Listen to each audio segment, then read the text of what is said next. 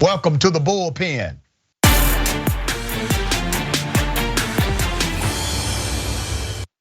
In the bullpen today, we have a returning guest, Mr. Dave Spencer, host of Practically Political. It's a podcast. He has a long, extensive background. He was born in New York as a member of the Rockefeller family. He is the grandson of John D. Rockefeller III. And actually a remarkable guy. We disagree politically on many things, but great guy. Dave, welcome. Thanks for having me again. It's great to be back in the pen. Yeah, man, good to have you back. So usually at this point, Dave, I would say, I don't want to presume what you know or believe about this particular topic, but I'm going to presume something this time. When your greatest hope is Larry Elder, you've obviously made some bad decisions in your life. Well, I actually voted no on the recall, and then I voted for Kevin Kiley. I think Larry Elder is very entertaining, but he is not qualified to be governor. And what I keep telling people in the California GOP is, they boast about, oh, we raised this money, we reached 18 million new voters. You're on the 25 to 30% side of the issues, where most Californians are on the 60 to 70% side. You can raise all the money and make all the contacts you want, but until you start coming around to what most Californians believe, and certainly if they're more liberal than I am, you're not going to go very far. And Gavin Newsom ran a very successful campaign saying Trumpism is still around, even though Trump isn't, and that did rally a significant number of voters to the polls. Let me highlight a few things that happened during this election. Naturally, $200 to $300 million of taxpayer money was spent. When you look at the calculation of people making contributions, commercials, and everything else, you're well over $500 million at that point. Massively expensive, right? Over 40 candidates qualified to run for this seat, and people came out. It was a hyper turnout as far as a recall is concerned, and they voted. I don't think it was just the anti-Trump thing. I think Trump represents an ideology. It's still very closely connected to policy, even if you don't have an exacting policy agenda. Trump is identified through ideology, which is the cousin of policy anyway. So these guys did not have a policy message that was attractive to the majority of voters that will participate. Am I wrong on that? No, you're absolutely right. In fact, I think the policy message, again, was this 25 to 30% appeal to the base stuff that you hear from Governor Ron DeSantis. You hear it from a lot of these people. And I just don't think it's a viable long-term strategy for the Republican Party. And even those of us who are pragmatists don't like recalls for what they're being used for. Recalls are for threats to the state. They're for criminal activity. They're not for policy or political disagreements. That's why we have elections. And I felt that way, by the way, about Scott Walker in Wisconsin in 2013.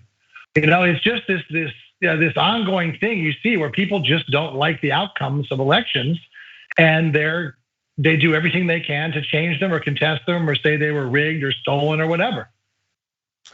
Let's talk about Larry Elder, because he was the #1 guy of a bunch of guys that had no chance of being governor. Okay, why was Larry Elder so popular within the bubble of Republican politics in California? Now, I'm not in Cali. So, when I saw that Larry Elder was polling at #1 among Republicans, that was surprising to me. I've known of Larry Elder for decades, and he's always been a really far-right guy defending what's not defendable. I mean, this has been his thing on radio, and he even admitted, I'm a talk radio guy, and I remember when he admitted years ago that he just says some things just to be sensational. He doesn't really believe them. It's meant to spark conversation and narrative. So why did he shoot to the front of the pack like this? Well, let's put it in perspective, okay? He had 12% of the vote. Now, in 2003, when Gray Davis was recalled, Republicans were about 35% of the electorate. Now they're down to 24. So I think that most Republicans, or a lot of people I know, either tuned out or they picked Kevin Kiley or Kevin Faulconer, former mayor of San Diego, who were the two candidates that actually had some ideas.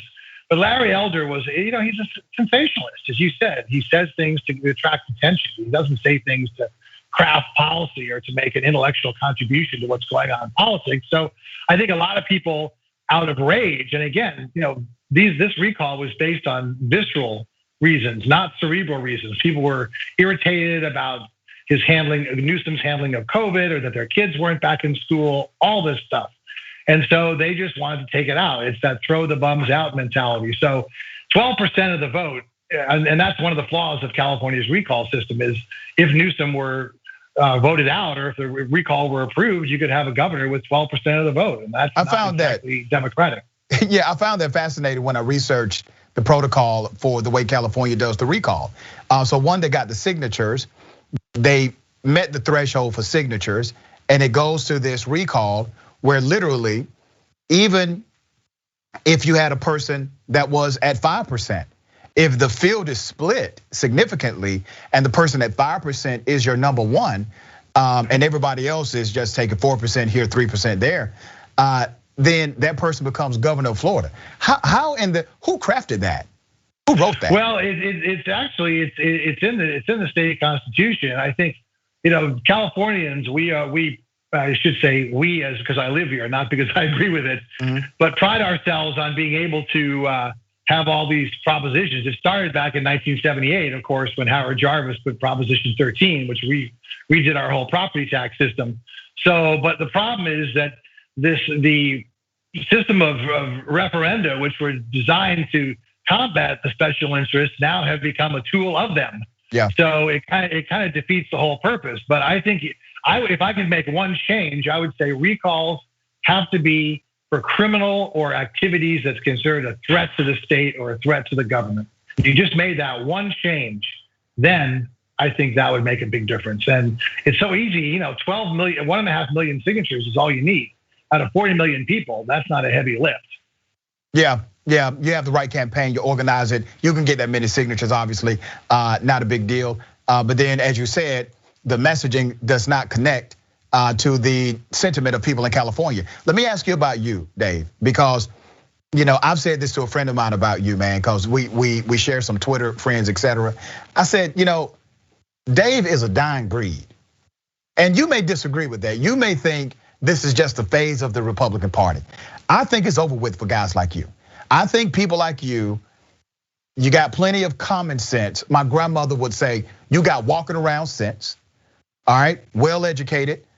You're part of a mainstream voice inside of the Republican Party, but your voice is people like you. They are restricting your voice now to where you don't have the same level of influence in the party. So common sense conversations don't happen as often as they should. Do you disagree with my position on that? No, in fact, I think look at what other than Liz Cheney and now Adam Kinzinger in Congress, how many people can you say are really standing up for what they believe? And that's been the major problem with the party, is that in the post-Trump era, people are rewarded for loyalty, and the bar has been set so low that stuff that would be offensive to us, we just shrug at right now. And the bottom line is, and this is where the Dems need to come in, as long as there's not a political price to be paid for this, it's going to keep on happening. Yeah. I talked to a lot of Republicans and they say, hey, 2020, that was Trump. That's the reason Biden won. That wasn't the Republican Party. We gained seats in the House and the Senate. That's only because Trump interfered in the 2 Georgia races. We're fine. And it's that attitude, and you get complicity all around. And when you live in a society, when you have people that can't even agree on the same facts, and a lot of people I know who now are saying that Fox News isn't conservative enough, even Newsmax. Sadly, the people that are really conspiratorial are the people that get their information from Facebook. And I tell you, if I were president, I'd be hauling Mark Zuckerberg in front of Congress every month, because the damage that's been done through that site is beyond words. Let me ask you this, man. It's really interesting, right? Because you talk about how there are Republicans out there saying, hey, that was a Trump thing. We lost those 2 incumbent senators in Georgia because of Trump. And that's kind of true, okay? But there are other variables as well.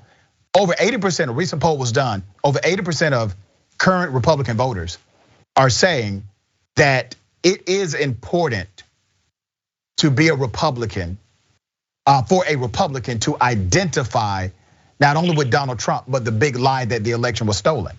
So you have a majority of Republican voters saying now, in order for you to really be identified as a Republican in their mind, you must agree that the election was stolen from Donald Trump. That's an important variable to them. Now, based on how the questions were posed in this survey, it doesn't mean they believe that. It simply means, it doesn't mean they believe the election was stolen. It simply means they believe you must believe that in order to be a Republican today, over 80%. I think that's problematic. And usually, Dave, the way this works is this. Platforms are strong, right? The Republican platform is a strong platform. The Democratic platform, strong platform. The institution of the presidency, the White House, strong platform.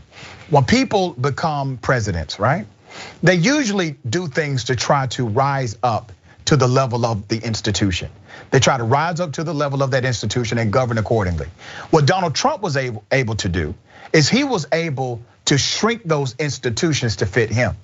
He shrunk the institution of the White House to fit him. He shrunk the institution of the Republican Party to fit him.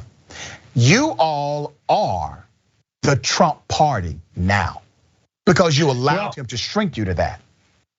I agree, and I would say a few things. First of all, 2020 was the first time, and I can remember, that major political parties did not have a platform. The Republican Party did not have a platform. Yeah, it wasn't needed. It was whatever Donald Trump says. And I agree with you. That's his legacy that worries me the most is, and you look at people like JD Vance, I mean, these are smart people, right? And they're buying into this. And you look at some of the people that he's supporting for secretaries of state in Michigan and Arizona, people that if they'd been there in 2020, they might have been able to find those 11,780 votes that they needed in Georgia. And let me just say one other thing to Democrats about these voter restriction laws is that prior to 2020, I don't think it was a problem. 2020, you had record turnout for Joe Biden, you had record turnout for African Americans. But what's happened this time, instead of laws that deal with while the vote's being counted, which has always been the case, now you have laws that deal with after the vote is counted. And that's what's most insidious. And HR 1, that omnibus voter bill that the Democrats want to pass, doesn't even address this. But in Georgia, here's an example. They are allowed to overturn what the counties say. Now, the law says only 4 counties can be overturned. And you'd say, oh, gee, Georgia has 159 counties, second most in the country in Texas. What's 4 counties? Well, DeKalb, Fulton, Gwinnett, and Cobb County are those 4 counties. And if you overturn those 4 counties, Donald Trump would have won Georgia. In fact, if you could just get rid of, in his mind, Philadelphia and Atlanta and Detroit, Donald Trump would have been president. Yeah, so that's what we have to worry about. Yeah, and what you're referring to is Senate Bill 202. Senate Bill 202 had a lot of different variables in the bill, but the most oppressive was to allow the state, to allow the Republican lawmakers to appoint a superintendent of elections temporarily in order to take over a board of elections locally if they do not like the results of that. Now, let me tell you something else that's happening. They've already started the process for Fulton County. Fulton County, yeah, they've already started it. So, here's what Republicans have learned, okay? And at some point, our laws got to catch up, our constitutions throughout the states, we have to catch up with this. They have learned it's not just about who casts the vote, it's also about who counts them. And what they're doing strategically is making sure they have statutory authorities in place to count votes and to be the final certifier for those votes, right? That's part of the plan. Yeah, and this again goes back to something that I believe for a long time. For better or worse, Republicans understand power, Democrats don't. Every time Republicans try something and someone says, oh my God, that's never been tried before. Great, then it might work. Whether it's stealing the Supreme Court seat, all this stuff. Who cares if 95% of the country supports background checks? We're gonna do it. Be damned. Who cares if we have a slim minority? We're gonna govern as a majority. Stop us. And so that's something, whereas Democrats are so, it's not incompetent, but this may look, we got to get consensus. It seems like it's hurting cats. And that's where there's got to be more pushback on the Democratic Party, because absolutely, as I said, There is no political price that thus far that's being paid for this stuff. And until there is, it's gonna get worse, not better. Because the Republican Party, they feel the white minority rule, the only way to do that, demographically, they know they're screwed, right? So the only way to do it is to rig the system. You made a hell of a point. That's it. Because Democrats they already have consensus. They have the sentiment. The majority of the policies that Republicans are in the minority, well, guess who's in the majority? Democrats are. The American population is more so on the side of the policy of the Democrat than on the side of the Republican. So they're literally leading by way of a minority, not only minority in the political sense, but a minority in the sentiment sense, right? But you're right. They have figured out how to place key people in certain roles to retain and obtain power. Now, I will say this about Democrats, because those who lean left, all right, I don't consider myself a Democrat. I'm a progressive, all right? I'm different than a Democrat. And when you get close enough, you can see the difference. But those who lean left, there's this hesitation to become the mirror image based on methodology and other things of those who are on the right. Well, that's all process, right? That's process. The issue is we're fighting some diabolical Republicans, okay? These individuals don't give a damn about your sensibilities. Now, I get the caution because I was reminded by a very wise person. Listen, you cannot become the evil you seek to eliminate. You cannot become that in the process. But I think there's a middle ground here where you don't have to become the evil that you're seeking to get rid of, but at the same time, playing the game at the speed of the game. Well, no, I absolutely agree with you. And here's a classic example when I talk about what's frustrating, the whole infrastructure thing. There's a bill that 19 Republican senators vote for. It's the kind of infrastructure people want. But I'm worried that the squad, AOC and the other three, and Bernie Sanders are basically not gonna let that bill go through unless this $3.5 trillion bill gets voted on as well. And Joe Manchin has made it clear, as has Kyrsten Sinema of Arizona, they don't support that kind of spending. President Biden needs a win more than ever. His presidency is at stake. Pass that first infrastructure bill, then you can go back to reconciliation. I mean, this is something, again, to me, that's such a no-brainer. Let me give you another perspective, okay? I actually think they're gonna end up passing it because, it is what it is. I support the squad. I support Brother Bernie. I support AOC. I support what they're doing. And I know you know what they're doing here. They're trying to pressure from within their own political party to do what Donald Trump and his crew was able to do to the Republican Party. But they're doing it for good. They're doing it for agendas and policies that people do believe in, that will actually help others, where Republicans, or those that are the Trump era Republicans or Trump-like Republicans, they did it from within their party as well. And they were able to make some significant progress with advancing when they did have a little more power. And now that they don't have much power, you still have this Trump minority calling the shots because they control, brother, all Republican primaries virtually now in the United States of America, which puts Trump in a very special position of power. So what they're trying to do is something similar on the other side. Pass the first bill. Everybody wants it. Why hold it hostage? I guess this is the thing to me. It's this perfect being the enemy of the good. My classic example of this is in 2016 in Pennsylvania, Michigan, and Wisconsin, there were 2 to 3 times as many voters who voted for Bernie Sanders in the primary who voted for Donald Trump in the general election. And my response is, what? Are you kidding me? It's the same type of thing. Well, if it's not my way, then we're all going down. And I just think it's bad politics, and it's something that's going to hurt the Democrats. Pass that first infrastructure bill. You can come back to reconciliation. Manchin may not approve $3.5 trillion, but you can get 1 to 2 trillion. You can get a lot of other stuff passed. But Biden needs a win. Do it now. Yeah. And like I said, man, I know what they're doing. I believe in what they're doing. I do believe it's going to eventually pass with compromise, just like all of the other bills passed with compromise. We wanted much more in the stimulus package. We wanted more with a lot of these bills, right? But there was a compromise, and politics, unfortunately, is always the art of compromise, not just doing the right thing. You got to work with a whole lot of people who have various ideas. Well, the stimulus is one plan. I mean, this was two bills. Pass the first one, then do the second one. But you know the trick, Dave? The trick is, and listen, Democrats will play this trick on Democrats. Yeah, go ahead and pass this bill. I got you back on the next one. We'll come back to the table. And they're lying because they're political rather than public servants. One thing you can say about people like AOC and those that represent the progressive movement of the party, they are more authentic public servants than your average politician. And I've met many of them and interviewed many of them on my radio show. They are different. They are completely different than some of the corporate Democrats. And I think that's refreshing, not only to those who are apolitical, right? Not really involved in politics, but it has to be refreshing for cats like you to see authenticity in politics for a change.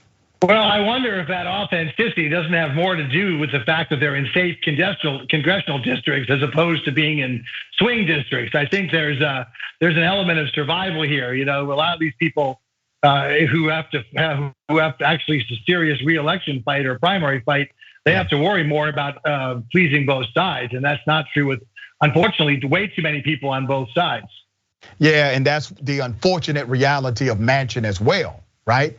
That he plays this footsie on both sides because of the nature of his district. Brother, my producers are telling me I got to wrap it up. Always fun to chat with you, Dave. All I would say about Joe Manchin is there's not a person on this planet, another person who could hold that Senate seat as a Democrat. That's what everybody keeps saying, man. Everybody's true. My uncle served in that state for 40 years. I know it pretty well. And listen, there are a lot of people, when I talk about Joe Manchin, they are Democrats. They emailed me, they tagged me on Twitter saying the same thing that you just said. I have no love for Joe Manchin whatsoever. I'm just putting it out there. I do not like what he represents, period. I don't give a damn that he's a Democrat. I don't care that he votes sometimes with Democrats. And really, he votes most of the time with Democrats, by the way. If you look at right item by item. But here's the problem I have with Joe, Dave. He votes against us, the community, on major social policy and legislation that will impact us in a way that's significant. He leaves us on the major stuff. All right. He supported the greatest reduction in childhood poverty with the American Rescue Plan, so at least give him that. Well, listen, man, that was before he was well funded by some of these other cats that just got in his pockets. Now it's a different story. But I'm with you on that. I know he made some good votes in the past. He's not making good votes now. And what is politics? What have you done for me lately? That's the game of politics. I appreciate you, Dave. Hey, always great being with you. Thanks so much. Absolutely, brother.